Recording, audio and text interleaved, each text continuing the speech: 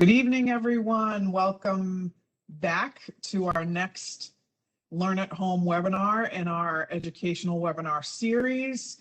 We are brought to you by the University of Rhode Island College of the Environment and Life Sciences, and more specifically, Cooperative Extension. I am pleased, as always, to be joined by my colleague, Dr. Bridget Ruemmele, who is a professor at the University of Rhode Island in the Department of Plant Sciences and Entomology. That is a mouthful. She is going to talk to us tonight about ground covers as an alternative to lawns. And as I've just learned, there are about 2.5 to 3 hours worth of ground covers to cover. So we'll do a sequel to this presentation with a whole additional set of ground covers. So we'll get into that in a moment. Next slide. Before we get started, I like to take the opportunity to just share with folks a little bit of information about what a cooperative extension is. We are the arm of the land grant institution, which in Rhode Island is URI, and it is our mission to make sure that the science-based resources of the institution are brought out into communities to help improve people's livelihoods and environmental health and the like. And so we have programs that focus in 5 strategic areas that are listed here on the left. And tonight's program, I think, fits squarely within our land stewardship program area. We're going to talk to you about diversifying an area of your landscape that might currently be predominated by one or 2 or 3 species of turfgrass. So really happy to bring you this information. Bridget is a scientist and professor, and so everything she's going to share is coming from the right place. Next slide. Just a little bit of a background about one of the reasons why these webinars have been actually a blessing in disguise. We pivoted all of our educational programming online a little more than a year ago, and what we've realized is that the online format is actually helping us reach many more people, which is exactly what we're trying to do. We are dedicated to all of you living in Rhode Island and your communities, and we're here for you even if you don't live in Rhode Island. Like I said before, our work focuses on improving people's quality of life and their livelihoods and the health of our natural environment. And we also believe in social justice, and the accessibility of this information to many people holding these sessions online has been a real blessing for us. And so we'd ask all of you who are here to share information about these Learn at Home webinars. There really is something for everyone. Many of us have lawns, for example, and so there's something to learn. Next slide. So lastly, just a couple housekeeping items. When the webinar ends, for those of you who are here live, you will be sent a link to a very brief survey. I promise it's very short, but we read all of the responses to those surveys, and we use the information we gather to make these programs better, and perhaps even more importantly, to figure out what people would like to learn more about at home from us. So please, thank you in advance for filling that survey out. It'll come from a weird email that is Messenger at WebEx, perhaps. So know that it's your friend. Just think of me when you see that and fill that survey out. And lastly, before I hand it over to my dear colleague, I would draw your attention to the fact that this session is being recorded, and the recording will be posted on the URI Cooperative Extension YouTube channel. The easiest way to get to that is to use a search engine and type in URI Cooperative Extension YouTube. There are tens upon tens of recorded webinars there from the past year in this pandemic where we've all been at home, and so we encourage you to take advantage of as many of them as possible. They are closed captioned for the hearing impaired. This one will be as well. And so I hope you enjoy your time with Dr. Ruemmele. I'll be back at the end of her presentation, and we will do some Q&A. So there is a Q&A box for you to enter questions into. And if you can't find that by clicking the three dots at the bottom of your screen, there's a chat also. I will monitor both and we'll do questions at the end. Take it away, Dr. R. Thank you. So we're going to talk about ground covers tonight. And the big question is, what are ground covers? And we're going to set a few parameters.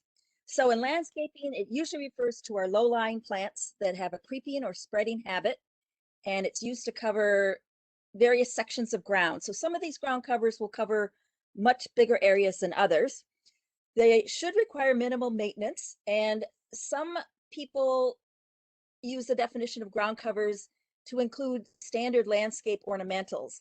I'm probably not going to emphasize them as much as some of you may have been hoping, but ground covers should be vigorous enough to fill in an area while minimizing weed growth, but they should not be so vigorous that they will become a problem plant, which we tend to label those as invasive.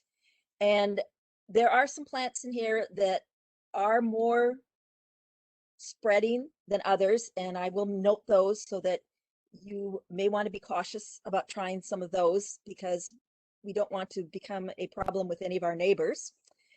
And another thing with ground covers is it's always good if they're attractive or unusual enough to provide some visual interest to your landscape.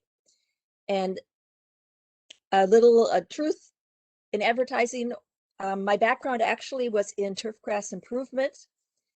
And so in providing some of these ground cover alternatives, just realize that there are some uses for turf, but tonight we're going to emphasize sometimes when turf may not be your best option.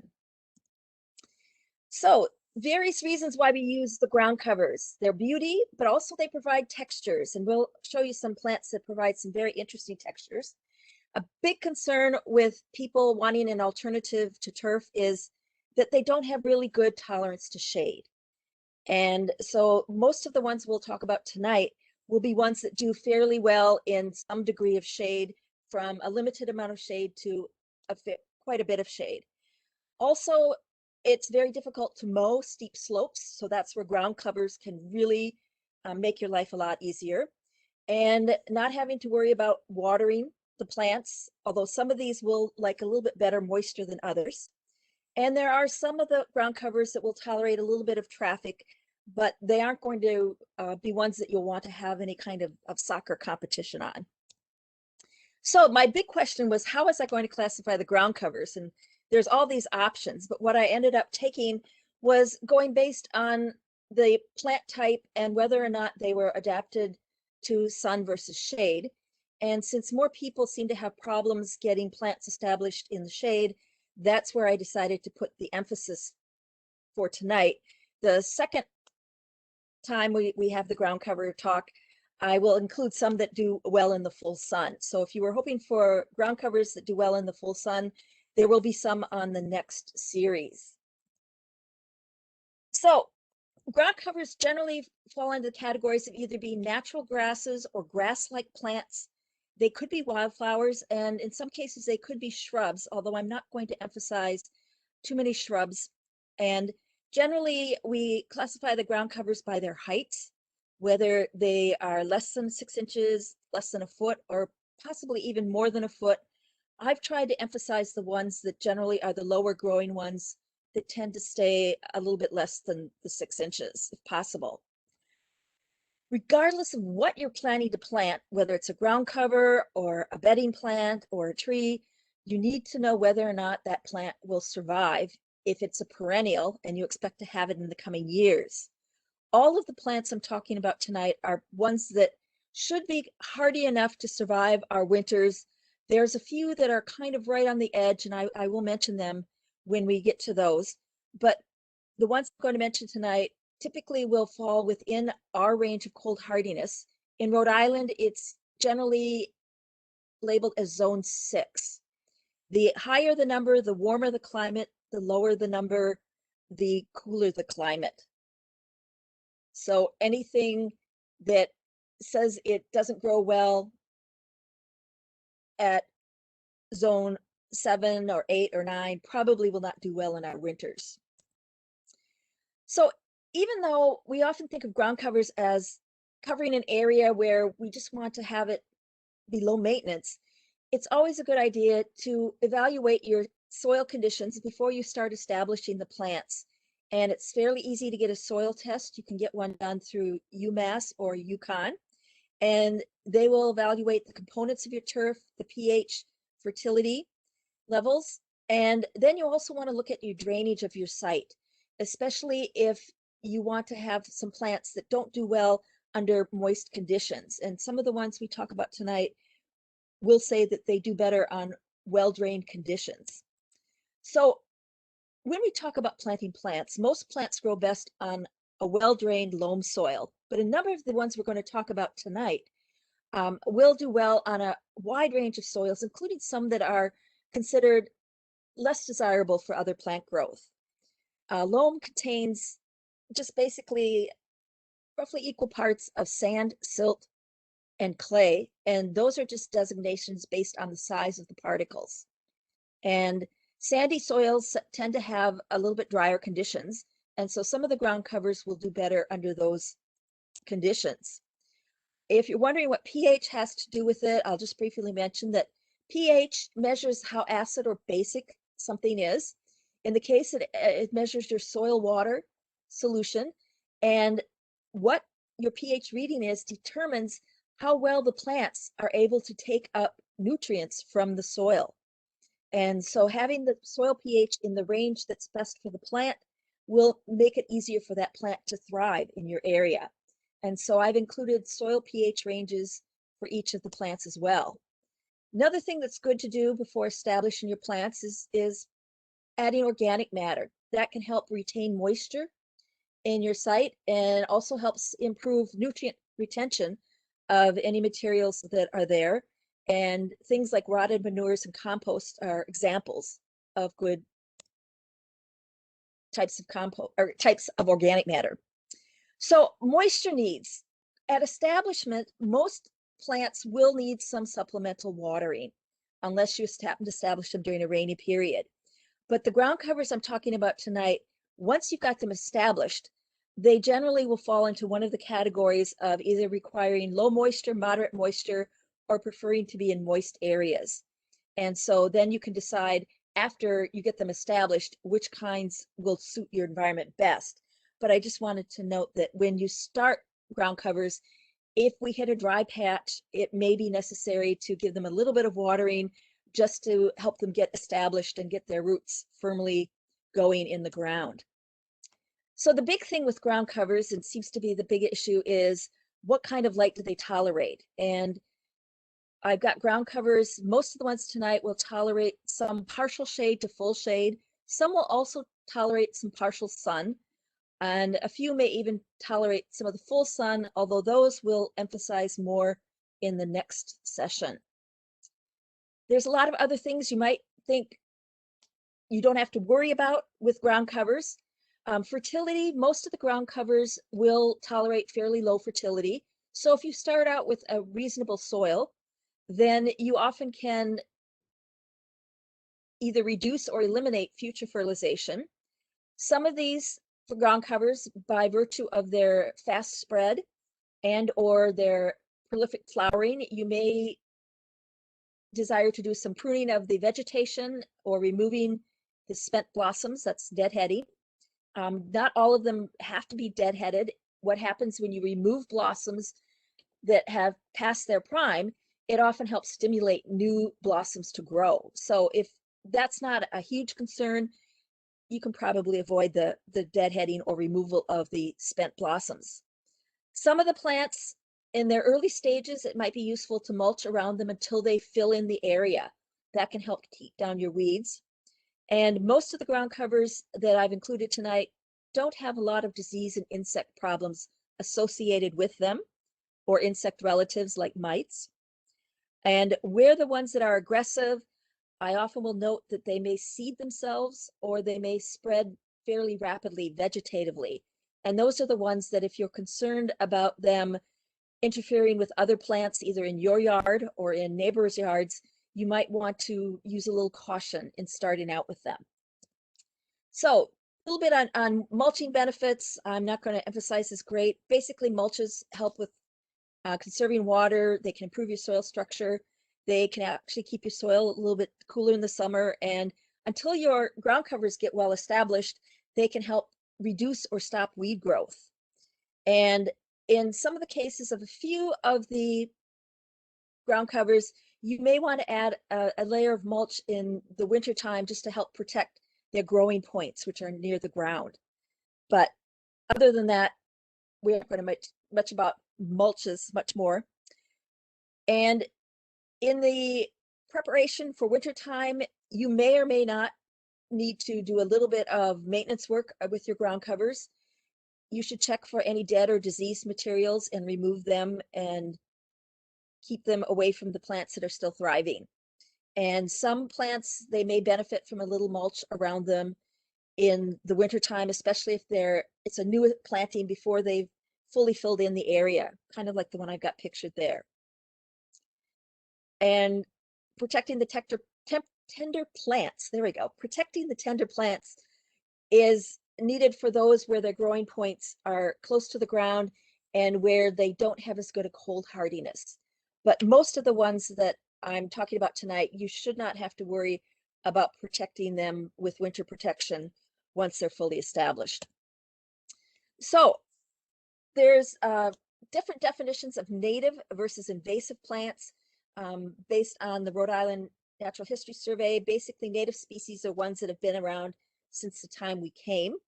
There are some introduced plants that are considered naturalized. That's almost as good as being native in many people's eyes.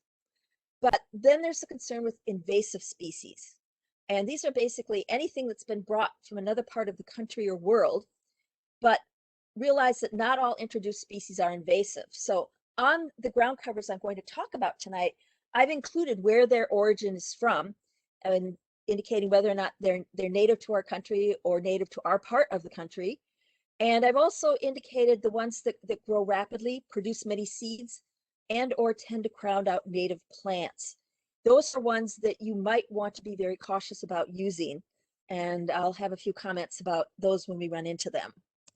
So onward to the plants, because that's what I know what you're most interested in. And I know a lot of people are interested in hostas. There are several species of hostas, and they are a pleasure to look at until the deer come and get them. And we had a great planting of them at the Cooperative Extension Center on our learning landscape when they first established the learning landscape. And over the years, the deer have found it and basically decimated the hosta into oblivion.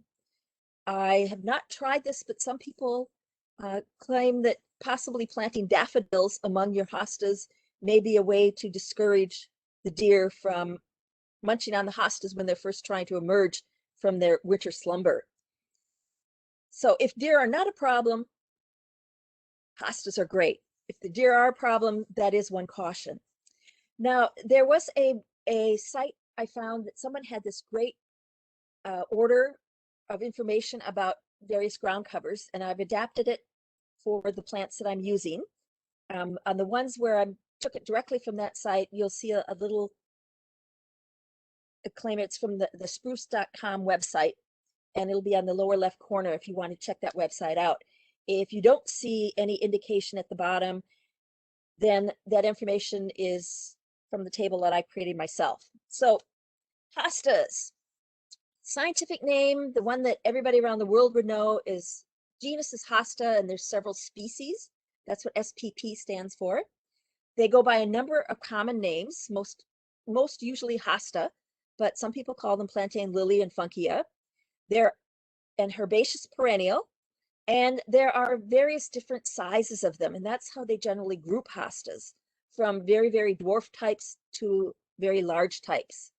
And they generally do like at least a fair amount of shade. They will tolerate a little bit of sun, but shade is sort of like their claim to fame, so to speak. And they do like a well-drained soil, and organic matter does make them better. Slightly acidic pH. pHs of 7 are neutral. Acidic pHs are less than 7, and basic or alkaline pHs are greater than 7. So when I say slightly acidic or acidic, I'm talking maybe in the range of 5 to 6, 6 being more slight acid and 5 being a little just more acid. Also included bloom times as well as general flower colors. The hardiness zones are listed by ranges in case you happen to want to share the information with somebody who lives in a different hardiness zone. And the natives are indicated as to whether or not they're in our country or not. Hostas are generally believed to have originated in Asia, for example. And then some other comments I've included either at the bottom of this table or on subsequent slides. So some plants will have more information than others, but I've tried to balance it out. So let's look at a little bit more about hostas. We usually grow them for their foliage, but they do make flowers. And their foliage provides us with a lot of different leaf textures that can be shiny, smooth, or puckered, and lots of different shades of colors, as well as variegation, and all the way from deep dark blues to almost white colors.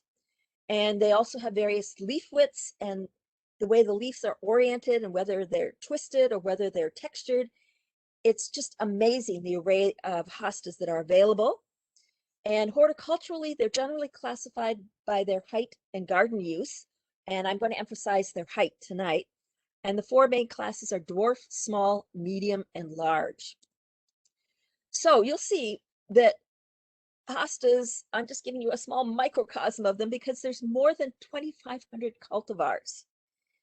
And in general, the lighter colored foliages do a little bit better with more sun than darker colored foliage, which tend to do a little bit better in more shade. And if you have variegated ones that you want to retain more of the white and gold stripes within them, putting them where there's a little bit more light will allow them to produce enough food in the green parts of their leaves in order to thrive. And as I mentioned, hostas are gourmet food for deer. They've decimated the ones at the Learning Center on campus to a great degree. And you might try interplanting them with daffodils. I have not tried that yet, but sounds like a good idea if I ever want them back. Another thing with hostas is you may see them sort of later in the summer looking like they've gotten hailed on because they get a whole bunch of holes in their leaves. And it's more likely that slugs have chewed holes in the leaves. And oftentimes we put hostas where it's generally fairly shady, and that means it's in moist sites. And slugs, of course, like to live in moist sites. So if you see a lot of holes, you may have some slug damage going on, and there are various ways to get rid of slugs. And that's something we can address later on if anybody wants to. So give you just a brief view of some of the different hostas and some of the variability. Dwarf species are usually classified as being less than 10 inches in height, and they're typically used in rock gardens or on edges of other plantings or even in small containers. And those are the species that are popular at this site. Hosta Pochella, Hosta Gracilima, and Hasta Venusta. And there's the Hasta Venusta, and you can see that's nice little lovely mound shape there, surrounded by larger hostas, just to sort of give you an idea of the scale of this hosta. It doesn't get much more than 3 to 4 inches tall, and it provides a very attractive, compact, dense growth habit. A couple of the dwarf ones, Hosta Pochella and Hosta Gracilima, you see that there are differences in the shape of the leaves and even whether they're variegated or not. And even within some species, there are often variegated as well as non-variegated versions. And it just so happens that I happen to have picked a variegated Pochella species and a non-variegated Gracilima species. The small species are a little bit taller, about 10 to 15 inches, and they're generally used for edging or as ground covers. Sometimes they're used for background plants for much shorter plants, but we don't have a lot of much shorter plants. And examples of species that fit this category are Lancifolia, Sieboldii, and Undulata. And Sieboldii is sometimes called the seersucker hosta because of the puckering of the leaves. And so you can see that the texture of the leaves and the waviness of the margins really can add a dramatic effect to your landscape, as well as being a great ground cover. And the one pictured here happens to be a cultivar named Cabotan. So there are several kinds of cultivars within each of these species.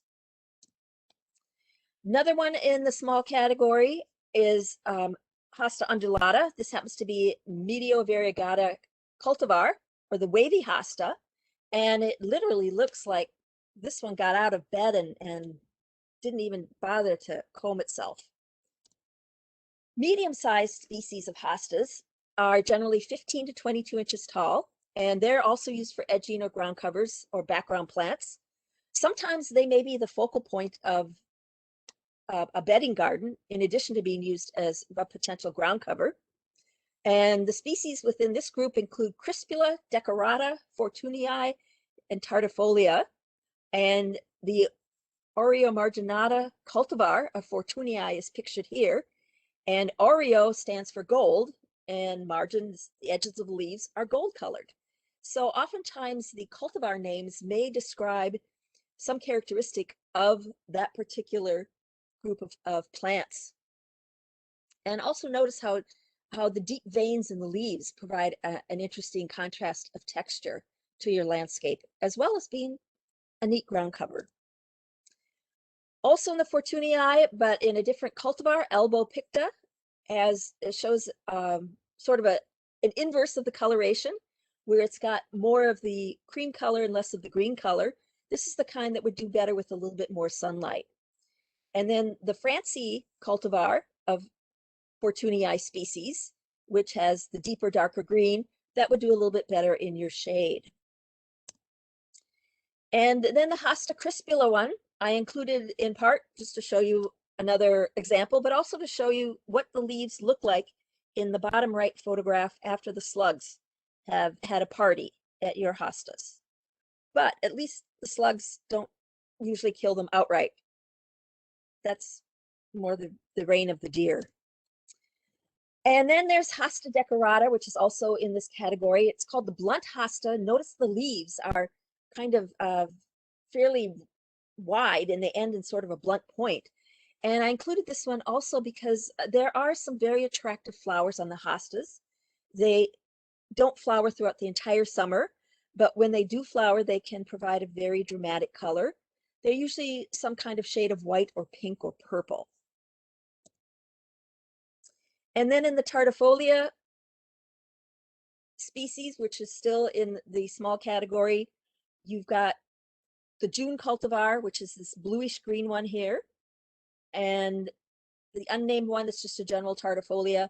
And then there are some that aren't variegated. So I just wanted to sort of let you remember that within each species, you've got variegated types, you've got solid types. It's just almost dizzying, the array of plants that are available. Now the large size species, and I realized I just misspoke. Those were the medium sized species. I accidentally said small. Those are the medium sized species. The large species are the biggest ones, and they're the ones that can get more than 22 inches tall, although they usually don't get much above 3 feet. And they are ones that are very dramatic in the landscape, and they can have some leaves that look, individual leaves look larger than the size that some plants occupy. And some of the examples of species are Montana, Plantaginia, Siboldiana, Takudama, and Ventricosa. And this is one of the examples of a tall one. You can see that sometimes they're elongated enough that you can actually see the petioles or the stalks that hold up the leaf blades themselves. This is Siboldiana, and it's the cultivar Great Expectations, known as the Siebold hosta. So there are some hostas with the Siebold in the name that are more medium types and some that are in the large category. This individual leaf that you're looking at is probably about 6 inches across. That, to give you an idea of just how vast in size some of these large ones can be. And it also emphasizes the variation in texture because of the veins, and some are deeper, some are more elevated. And even some of the leaf blade itself is somewhat a little bit puckered. A couple other examples of the large specimens, Hasta Montana. And you can see relative to the full-size people, the size of the plant itself can get rather large. And here's a cultivar known as Mountain Sunrise, which kind of does look like the sun is coming up. It's very dramatic. And the large hostas tend to be used as sort of like a feature plant if you're putting them in a garden. But for use as a ground cover, individual plants would actually cover quite a bit of space. So you wouldn't need to put as many of them in an area, and they would cover a much larger area than the dwarf ones, for example. And the last one I wanted to mention is the Plantaginia, the fragrant hosta. And this one actually has an attractive scent when it flowers. And it's got that very dramatic white flower. And so there are some hostas that do have scents, but not all of them do. And there's an example of Tacudama. It happens to be the Flavocercinulus cultivar. And this shows both the puckering of the leaves as well as the deep veins, and just such variation in the variegation that occurs on these plants. You know, sometimes the lighter colors on the edges of the leaves, sometimes the lighter colors in the center, sometimes it's splotchy like pictured here, sometimes it's more in streaks. It's just amazing the variability that you can have in providing a ground cover for your home that's also very attractive, as long as you can keep the deer away. And Ventricosa is another example of a large one. This one isn't quite as big leaved as some of the other larger cultivars. So if you want one that's somewhat tall, but doesn't have just massive elephant ear size leaves, you might consider something like Ventricosa species. It has an attractive purple flower in this particular cultivar known as Mirasaki. So now we're going to go on to some other ground covers. And the first one I'm going to talk about is Orinia saxatilis. And it goes by a number of names, including yellow alyssum, basket of gold, gold basket, gold dust. You get the idea that it's got yellow flowers, basically. Herbaceous perennial that usually doesn't get much more than a foot tall, and it doesn't spread real excessively. And this is one of the ones that does like full sun. So it kind of got through in at the beginning. And most of the plants will like a well-draining soil, and this one fits that bill. pH is slightly acid to slightly basic, actually. And they tend to flower mainly in the late spring. And they are hardy to our area, although they are not native. And that's the indicator that this was a table that was actually produced at this website, thespruce.com. And if you don't see this at the bottom, then the website is one that I created completely independently. I have modified a little bit of some of these websites as well, as I found additional information. So a little bit more with the yellow alyssum. They tend to have blue-gray leaves. And one thing you might not care so much for is some people find their flower scent a little bit objectionable. So you might want to check that out before you go and order a whole yard full of them. It does grow fairly quickly, and it will reseed itself, so it can spread. And you can propagate it from seed and transplant it, but you may want to, keep it in check and watch some of those seedlings. And they're great for things like borders and rock gardens. And they are fairly hardy, fairly low maintenance. These are all characteristics that tend to be true of most of the ground covers I'm going to be talking about tonight. So for most of the ground covers, you won't see these additional slides. But one thing with the Orinia saxatilis, if you actually decide to go and fertilize it more than it really needs, you actually will cut down the flowering. And while you may want to cut down the flowering, at the same time, it also might encourage kind of straggly vegetative growth and look less appealing than you really want. So you probably want to avoid excess fertility. Many of the ground covers will resist a lot of the diseases and pests. This one also happens to be resistant to deer to some degree. And a number of the flowering ones that I'm talking about tonight also attract bees and butterflies and other pollinators. And so that's another reason that you may choose to put in, even if you don't want the ground cover to cover a large massive area, to put in some ground covers just to help attract some of the animal life that is desirable. And it can get a little bit overgrown vegetatively, and so you may decide on occasion to prune it back. And if you want them to rebloom, you need to cut back the blooms, basically. Most of the ground covers can be propagated by dividing them. Some are better divided in spring, some are better divided in fall. Occasionally, I've mentioned that on this list, but if that's something that you want to know about, it's very easy to check at some of the websites, including many of the extension websites around the country, as well as here at URI. A cultivar of Aurelia saxatilis is citrinum, and it's known for its lemon yellow flowers, and gets to be about 1.5 feet tall. The compactum cultivar is more of a dwarf variety, so if you don't want it as tall of a ground cover, but you still want to use this particular species, this one offers you that option. And then the Dudley Neville is known not only for its yellow flowers, but also for its variegated foliage. So all of the ground covers I'm talking about tonight, there may be a number of different cultivars that offer you different flower colors, some even variations in the kind of flowering, and also even variations in the kind of leaves that they grow. And their leaves are described as hairy, soft gray-green with creamy white margins for this particular cultivar, Dudley Neville variegated.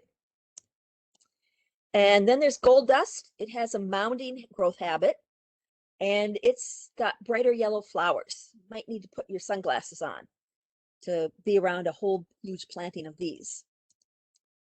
Next plant I'm going to talk about is Centauria Montana, and in particular the cultivar Amethyst in Snow. And it's got these very attractive flowers with the purple in the center and the white lacy edges to the flowers. And it goes by a number of names. Now, there are other plants in this genus, Centauria, that are known as bachelor buttons, and some of them are annual, some of them are perennial. The Centauria montana is a perennial bachelor's button, and it's considered herbaceous perennial, that it can grow less upright than some of the other bachelor buttons that are in different species.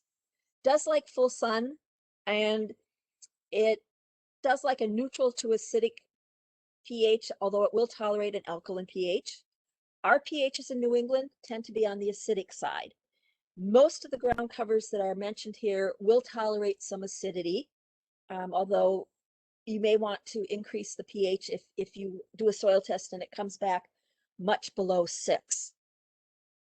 And they also have those blooms that actually are purple in the center and white on the edges, even though I've got blue listed here. And although they are not native here, they don't spread super aggressively. So they tend to form clumps, and they've got the gray-green lanceolate sheath leaves, and their buds actually resemble tiny pineapples. So before they flower, you've got an interesting texture. But then they've got that long whitish, bluish petals. They look more whitish to me, but they're described as having some blue in them. And there are some cultivars that have strictly white petals, and there are some that are a deep purple. And these are also good in butterfly gardens. Now, they will produce seedlings, and so they may spread somewhat into areas if the seeds get moved around. So you may want to, check areas nearby. And if you don't want this plant seeding into other areas, it's fairly easily pulled up when it's young. Next plant I'm going to talk about is Phlox Stolinifera. And this is a popular garden plant, but it can also serve as a ground cover. And it goes by a number of common names, including creeping phlox, moss phlox, star rock phlox, and generally doesn't get more than 1 foot tall and about 1.5 feet wide for individual plants. This one will tolerate anywhere from full sun to partial shade, and it likes a better soil than a lot of other plants. And it will tolerate a range of pHs, and it has a range of colors in the pink and purple shades as well as white. And this one is native. So if you're interested in native ground covers, this happens to be one that you might want to choose. A few of these also, from the person who created this table, they also indicated whether or not they were non-toxic. I don't have that listed for all of the plants, however, but most of the ground covers, you don't need to worry about them too much. If you do need to worry about any of them, I do have it indicated. So phlox are great on rock gardens as well as stone walls. They'll gracefully drape over the stone walls. They're said to have a fragrant 5-petal flower, but not as fragrant as some of the other flowers that you might have in your gardens. And the foliage will die back in the winter, and they do have a moderate growth rate. So especially when you first establish it, until it gets fully filled in, it may take some weeding more than you're used to with some of the other ground covers. And because it does like a little bit more moisture than other plants, if we hit a real dry period and they start to look a little bit wilted, you might consider adding some moisture. And they also will be better off with a little bit of fertilizer. Many of the ground covers I'm mentioning tonight, you can almost plant them and walk away once they're established, including with fertilization. But something like phlox, in order to keep it growing with those lovely blossoms, you might want to consider a little bit of fertilizer every year. You can prune them back, but they grow fine without any pruning back. And they can be divided if you think they're starting to get too crowded. And this particular species is not as susceptible to powdery mildew, which is a fungus disease that is most often seen in conditions where you've got more shade than sun. And occasionally you might have some spider mites, but they're easily taken care of with things like insecticidal soap or even just blasting the mites off of the plants. A particular cultivar shown here is, well, I'm on to the next phlox, excuse me. Take that back. Now we're into a different phlox species, Phlox subulata. And this particular cultivar is called Drummond's Pink. And the subulata species is very similar to the Stolinifera species as far as growth habit. There's just a slight difference in one of their traits, but they are both very similar in the way they grow. And you can see that they've got a rather prolific flowering ability, but you also see that occasionally a grass blade or weed might poke through. So, you know, they are not as dense as some of the other ground covers that you might have. Also goes by some of the same common names as Phlox Stolinifera. So when somebody says they've got creeping phlox, they may have the Stolinifera species, they may have the subulata species. It's an evergreen perennial, doesn't get real tall, only about 5 inches, and it will tolerate anywhere from full sun to partial shade, and it does like a moist but well-drained soil, and it will tolerate pHs similar to the Stolinifera, a little acid to a little basic, and it's got flowers in the red to pink range. Some are described as bluish, and there's even white ones. And this is another one that is native to our part of the country. The difference between subulata and Stolinifera is that subulata has a central band of color that is not present in the flowers of Phlox Stolinifera. So you probably would have to get pretty close and literally look at the flowers to see this extra sort of stripe of color that's on subulata compared to the Stolinifera. Their leaves are similar. They're hairy, linear, and almost needle-like. And they may over time have this long spreading stems that become woody, and that can reduce the flowering after a while. So if you want the flowering to increase again, pruning of those stems is useful. Now we're into plants that are in the mint family. That's the Lamy Aca family. And one general comment about the Lamy Aca or mint family, many of the plants in this family are very aggressive at spreading. And so should you decide to plant these plants, you want to make sure that you keep track of them and keep them in their lane, so to speak. And the first one I'm going to mention is Nipita Fascenia, and that X in the middle means it was a hybrid. So this was a hybrid that was produced from two different species. And it goes by a number of different names. Now, there are several species in this family that are called catmints or catnip plants. This is not the exact same one because it's a hybrid between two species. And sometimes they name it after, the common name is after the person who made the cross, and that was Mr. Fassa, with a lot of vowels and double consonants in his name. Herbaceous perennial, can get somewhat taller than some of the ones I've been talking about, and it will tolerate full sun to partial shade, and it will tolerate some dry areas, but it will also tolerate medium moisture as long as it's well drained. And mint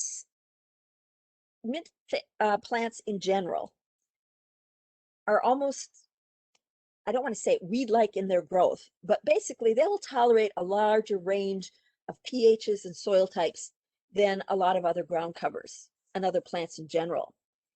This particular species or hybrid, technically, has purplish flowers, and it is a hybrid. So it tends not to be quite as vigorous in some respects as some of the other plants, but it still will spread. And it's said to have fragrant gray-green leaves, although I've never actually smelled this particular hybrid. The catnip or mint smell of catnip is kind of not quite as minty as the mints that we might be more attuned to. And I do know that my cat loves all kinds of mint flavors, not just the catnip mint. So there's something about this catnip mint that hits their senses a little bit differently than ours. But one thing about this hybrid, it has a mounding, dense growth habit. And it is a sterile hybrid, so you don't have to worry about it spreading seed. And it doesn't spread as vigorously vegetatively either, which is kind of unusual because usually hybrid plants are more vigorous than their parents. But in this case, it actually kind of created more of a compact plant that's good for things like borders or rock gardens, and as well as just a general overall ground cover. Tends to be very drought tolerant and low maintenance, and attracts pollinators like butterflies and hummingbirds. Also tends to be resistant to deer and rabbit, and because of the mounding habit and the denseness, you might want to divide it every few years. If you see it sort of growing more upright, especially with the flowering stems, sometimes supporting them is useful, but if you have a dense enough planting, they basically can kind of support each other. So this shows the hybrid in a condition where it's not quite so supported. They'll literally kind of flop over. And so, you know, it depends upon if you want them upright or if you like them in more of a flowing kind of pattern. And with them sort of flopping over like this, it also covers more ground. And this happens to be a cultivar of the hybrid called Six Hills Giant. And I found this photograph and thought it was just a striking kind of ground cover, that if you have a large area to fill and you know, you want to really define a space, this one would really fit the bill. Then there's a whole group of species in the Thymus genus. And this is one that's known for, some of the plants are useful as herbs and others aren't quite so useful in cooking, but they're mainly known for their very, very low growth habit, which you can see here growing around these pavers, how little, much more above the height of the pavers the plant actually is. And they are known to have some prolific flowering as well. And many of them have various scents to them as well. And when you have them planted among pavers, for example, and you happen to be stepping on the pavers and not accidentally, but actually kind of step on a little of the stem, you'll get that scent wafting up in the air towards you. It's really kind of cool. So the species that are most interest as ground covers are the ones that are the lower growing ones that don't get much above 3 inches tall. And they're usually called creeping thyme or some variation of them. They can get a woody stem and they grow kind of vine-like, so they will spread. And they will tolerate anywhere from full sun to partial shade. And they also tolerate fairly poor soils, even though they should be well-drained soils. And basically, you want to keep them close to a neutral pH around 7. So you might want to lime the soil a little bit before you plant thyme, and it will actually probably help it grow a little bit better. And they have generally pinkish, purplish, deep pink kind of flowers on many of them. And they are not native here, but they have become fairly well adapted here and not considered really too invasive. So oftentimes we use thyme plants as a ground cover for a filler in between stones because of their really, really low growth habit. And they will form a nice dense structure to crowd out weeds. And they tend to have very fine texture. That means narrow leaves that are fairly fragrant. And some of them are used in cooking, but not all of them. And they're good for pollinators. And occasionally you may, if they start to look like they're getting a really stemmy and woody, doing some pruning can help to rejuvenate the growth and get some new stems growing. Don't like to be under real high humidity. That tends to favor some diseases. So not real heavy shade. You want to stay away from the heavier shade. And a specific species example in Thymus is Pseudo Languinosis, also known as woolly thyme. And you can see how it just kind of almost looks like a flowing, gentle stream across this landscape. It is somewhat slower growing, so it may take a while to fully fill in the area like it's pictured here, but it's got the silvery foliage that makes it unique from some of the other thyme species. Thymus vulgaris, also known as English thyme or common thyme or garden thyme, is probably the most popular, well, not going to say the most popular species, but one of the most popular ones. And this one is sometimes used as a culinary herb, but it can also be used simply as a ground cover. Then there's Thymus cultivar. They didn't give the species name, but its cultivar name is spicy orange. So although I've never seen it in person, my guess is it probably has sort of an orange scent to it.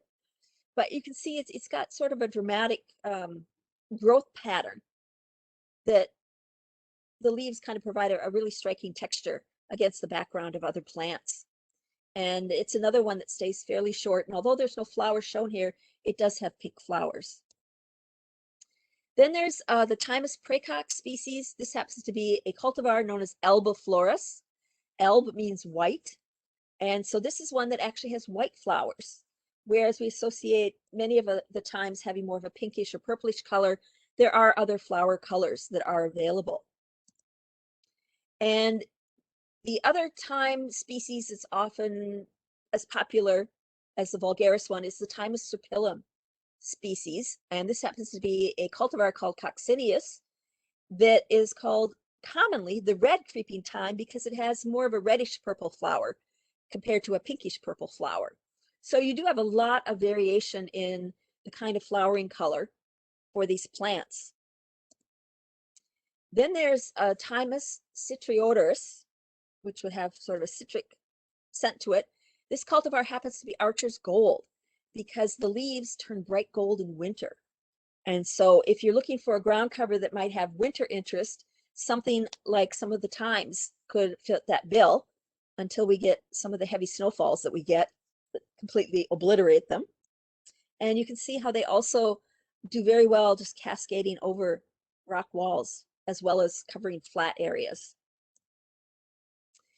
Next plant I want to talk about is Tucrium Hamadris. It's got those lovely, delicate little purple flowers, and it's commonly known as wall germander. And it's a broadleaf evergreen. It can get up to about 1 foot tall, and it does well in full sun. And it tolerates anywhere from dry to medium moisture, well-drained soil. Generally likes slightly acid to slightly basic pH, and the flowering time is primarily in midsummer with anywhere from some shade of purple. And it's not native to our country, but it does make an attractive ground cover. The leaves are somewhat shiny, which is not something you see on a lot of the ground covers. And this one also forms sort of a mounding form, and it's often used as either a mass, a plant, individual plants, or sometimes they will plant them together and actually use them as sort of a low-growing hedge. And there's a special kind of garden called a knot garden, and it's where they have the hedges planted so it looks like they're interlocking knots, and it's very attractive. So this is one that can be used strictly as a ground cover, or you can use it sort of as a very low-growing hedge. And if you want to keep them more in check, pinching them back can also help thicken them out, make them more bushy and not quite so tall. And it is in the mint family, so it does have aromatic foliage. And there's showing the plant in growing in amongst other plants where it's forming sort of like a hedge wall.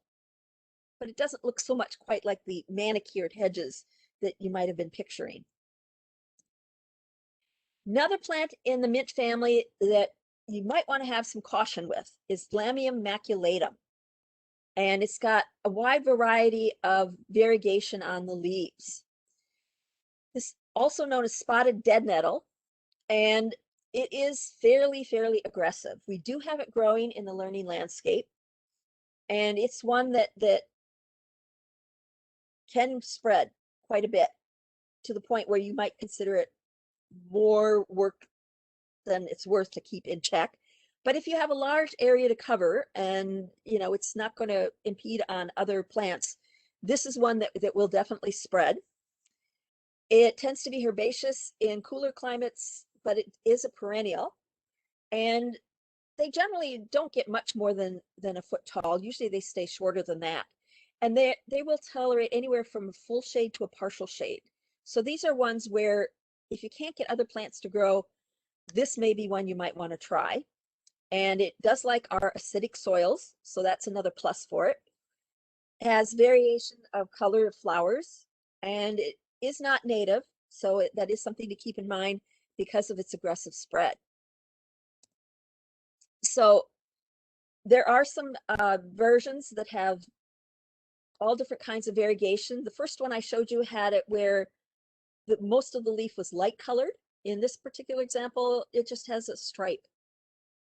And some of them, they look splotchy. So there are variations in the variegation of the leaves that can provide an alternative. But just remember, mint family, probably an aggressive plant. Another plant in the mint family is in the Lamium Gallium species, and it's got a very dramatic pattern on its foliage, which is why I included it. And it's commonly known as yellow archangel.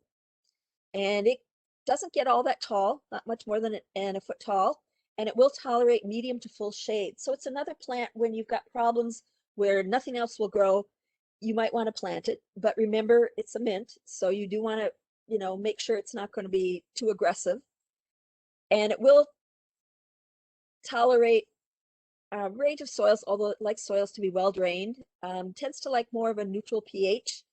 And it has yellow flowers, whereas a lot of the plants in the Lamium genus, like Lamium Maculatum, they're more of a purple flower. So this is one that's got a little bit different flower color than some of the other plants in this species or in this family. Gallium Odoratum, another plant in this family, known for its white flowers. It goes by a number of names, including sweet woodruff, wild baby's breath, bedstraw. This is why knowing a scientific name is good, because there are other species of plants that are also known as bedstraws commonly. And there is a completely different plant that's commonly known as baby's breath. that's not this particular plant.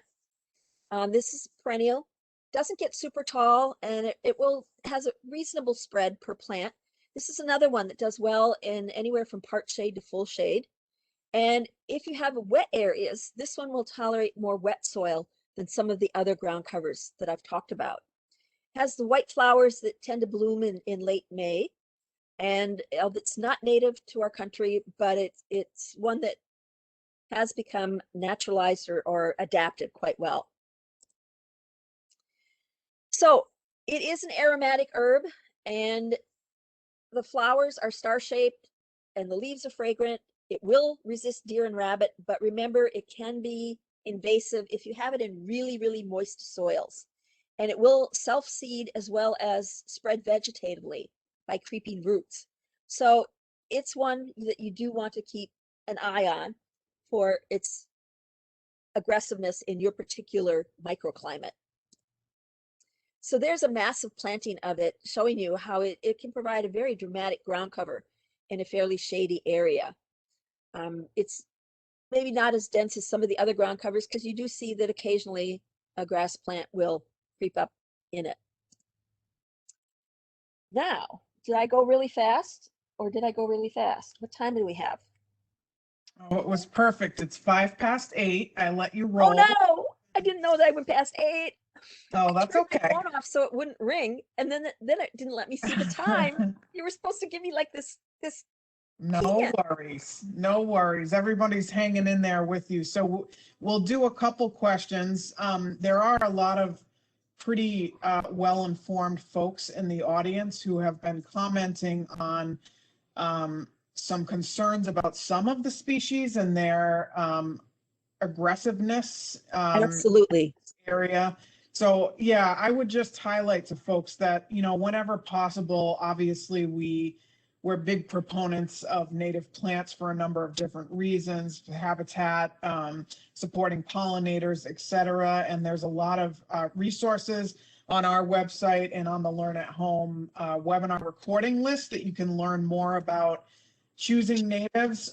This particular session was really focused on alternatives to lawn, and so that can come in many different forms, including plants that might be more aggressive in one area or another. And anyone who knows me knows that this is something I talk about a lot. So I just want to highlight that we're not promoting non-native or especially invasive plants, but just to introduce the universe of possibility that exists out there. And we have done a number of sessions on native specifically. So maybe that's something we could focus on in a future session.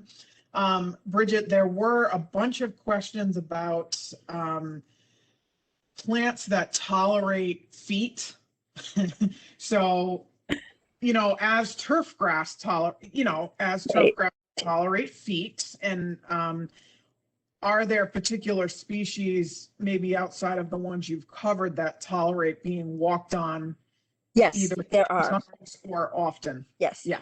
And just to go back to the last comment you made, some of the reasons I included some of those aggressive plants was just so that you knew they were aggressive and that you needed to be cautious with them, because there are a number of websites where you look at people promoting certain plants and they don't tell you that they're aggressive. And so that's why I especially wanted you to be aware of it. I was just absolutely aghast one time when I saw, it was actually in a book where they recommended you use yellow nutsedge as a ground cover, which no way. And so the plants I mentioned that you might use that are aggressive would be if you need to cover a large area and you can't get anything else to grow. And if even some of the native plants may not do as well in some of those really heavy shaded areas. But yes, definitely be cautious with the mint family especially. As far as the ones that need more foot traffic, I will include some in the next time.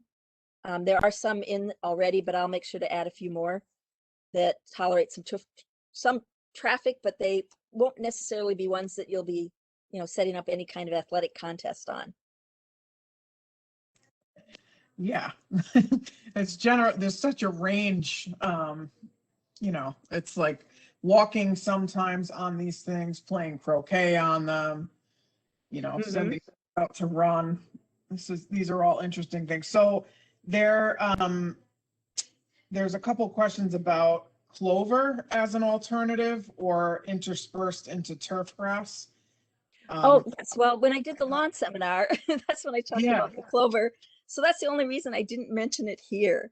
And because we wanted to emphasize the ground covers rather than turf tonight, that's why I left the turf ground cover mixtures apart. But there's some mixtures that generally it's the white clover you'd want because that's a little bit lower growing, that you can actually interseed it into your lawn. There's even some companies that will sell you mixes that have that.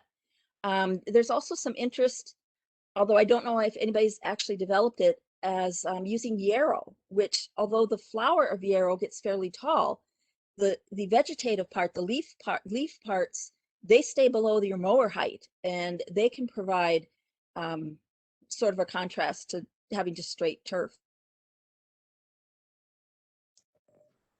Yeah, one of the things I kept thinking about while you were talking and seeing the questions coming in, there were questions about specific plants tolerating a wet condition or a shady condition with sandy soil, and it just reminded me to mention how important it is. You know, it's one thing to learn plants and to learn the characteristics that, you know, of the plants, and that's kind of the fun part, I think. It's another thing to really learn about your site and what your site will tolerate. And so, you know, in the case of some of these plants that tend to be a little bit aggressive, knowing that and knowing that you've got, you know, open areas where the plant really could take off, or edge environments, you probably wouldn't plant them there. Whereas there was a question about a ground cover that would tolerate, you know, a wet site and part sun. And so I sent along the Rhode Island Coastal Plant Guide as a tool. We also have a Rhode Island Native Plant Guide where you can actually put in your site characteristics, and even on the Coastal Plant Guide, or actually both of them, put in the height of the plant you're looking for, and it'll sort out a list of plants that are specifically, you know, appropriate for your site conditions. So we can't ever stress that enough. It's like, we can introduce you to 2,500 hostas in a 1-hour webinar, but ultimately what matters is if you know you have deer, because if you have deer, that might not be your go-to, or if you know that you have full sun, and hosta might also not be your go-to. So again, this is all really site specific, and as we teach the professionals that we work with, you know, there is nothing like doing a site analysis to tell you what your site is doing in terms of the climate. Where's the wind? Where's the sun? Where does it travel from and to? What kind of soil do you have? All of that stuff. So we have resources on the URI Cooperative Extension website that you can get to. And I'm just going to scroll through.